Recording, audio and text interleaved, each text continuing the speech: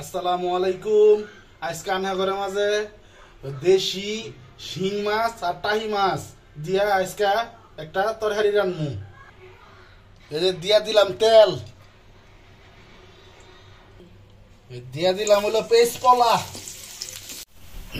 যখন পরিমাণ মতো লবণ দিয়া দিতাছি, দিম হইলো ধনিয়ার গুঁড়া,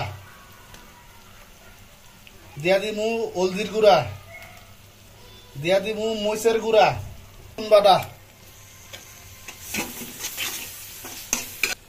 এজলা পানি দিয়েই মাছগুলি দিয়া মাছগুলি এজলা কষায় নিমু।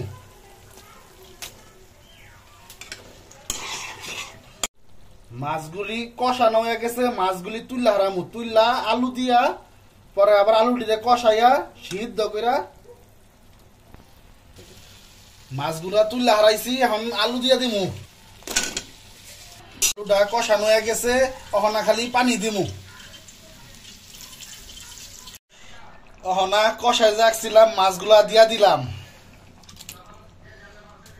যে মাছগুলা দিয়া হারাইছি, এখন দিয়া দিলাম হলো টমাটো। তরকারিটা হয়ে গেছে, ওখানে খালি এজলা ধনিয়া পাতা দিয়া নামে হারামু।